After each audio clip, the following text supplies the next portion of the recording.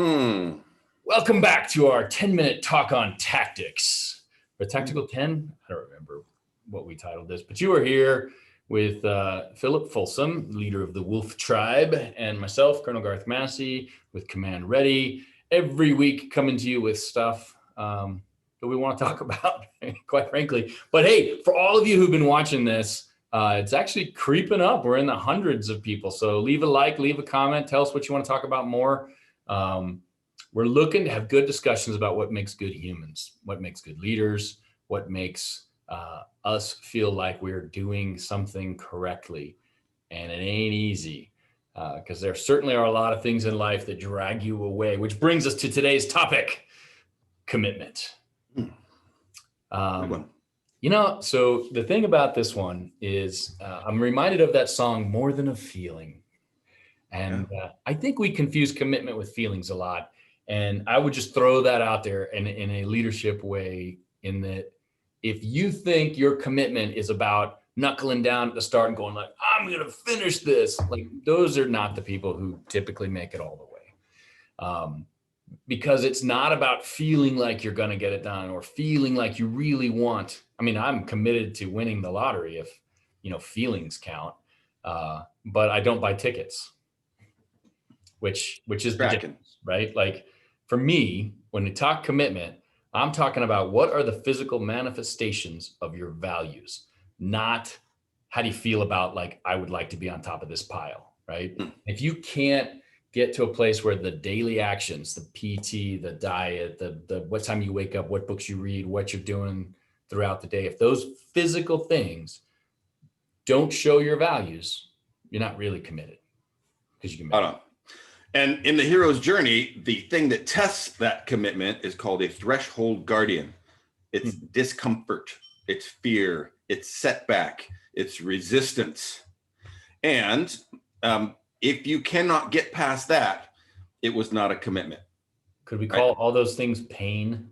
Sure. Yeah. Pressfield just calls it a resistance. He bundles all that crap into resistance. And every day is a battle against resistance to maintain the commitment to, stay on that path, whatever that thing is. Yeah. Because resistance is probably a better word, but I would tell you anytime I was really committed to something, it involved pain. Yep. And I don't mean necessarily like, push-ups. I mean, it was that decision where I was going to seek comfort with the snooze button. And I went, no, I'm going to endure getting up, being uncomfortable, and doing what I said I'm going to do. Yep. That moved the needle. Another word for pain would be sacrifice. Okay. And what is the thing that is loud enough for you to intentionally lay that thing on the altar? The pain, the getting up early, because it's not free. Everybody is looking at all the inspirational, motivational things you're seeing on this platform. There it is. Get it done. And they're like, yeah, I want that. Well, there's a price for that. And so if you're not willing to pay that price on an ongoing basis, it means you're going to pay this potentially forever. That's a daunting reality. And the connection, at least from kind of the mythological or, Carl Jung's depth psychology work, is the integration of the shadow is where your commitment is going to come from. Your passions come from the thing that broke your heart. It's unavoidable. It's part of you. So whether it be, I grew up poor or, something happened that you are going to now sacrifice for the sacred for the rest of your life. That's commitment. Yeah. And it's not cheap, free, easy, or small game. That's big stuff. No, that's what they call the mantle of command. So commanders typically love their units. They get to know the unit that they're in. They design the training. They coach, mentor, teach, coddle. They do all the things to grow and develop this unit.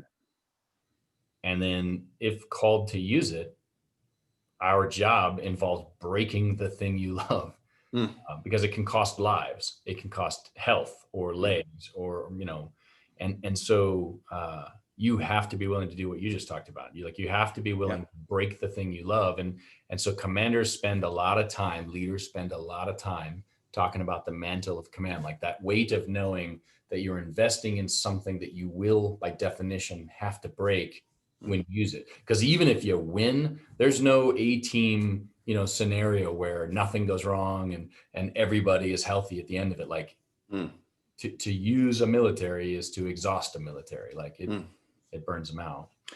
Hey, you know this better than I do, but that thing that you love, whether it be the unit, your men, there's something that's greater than that. Right? And maybe that's the mantle, maybe that's duty, or it's honor, or it's the bigger thing, which would drive you to burn your boats. Well, okay. Like that's a big deal. Yeah, but so there are rocky shoals in that. So yes, in the right way, you are all there because you all believe. I mean, we're a volunteer service, right? This isn't feudal 1400s in Europe where they say, "Hey, farmer, you're going to fight for the summer now. Congratulations!" Right? This is a volunteer force. So ideally, everyone you are serving with or working with, just like a volunteer company, recognizes that there is a cost and they know their place, and then they know that inherent risk.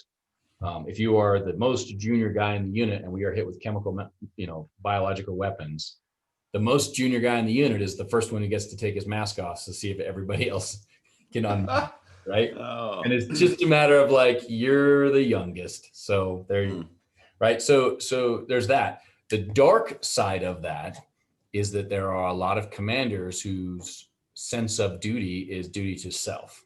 And history is filled, and frankly, our lives, I bet, are filled with stories of bosses, leaders, commanders who were in it for them. And so, yes, they were willing to sacrifice the thing, but not to win the war, but to win the medal or the accolades. And, we would joke all the time when you're deployed about like, don't hang out with people who are chasing medals.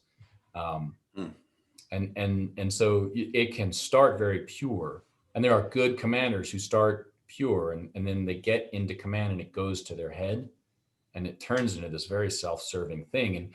And yeah, they break it, but they break it to edify their own glory. I mean, look at like Xerxes or something, back in the Persians, like it wasn't about conquest. It was about being the guy who was doing it. It was being recognized as like, I'm practically a lowercase g God because I can do anything because I have this 1 million person army. So I think it was, it wasn't Philip of Macedonia. It was Alexander who burned the boats, right? Yeah, can't go back. Right.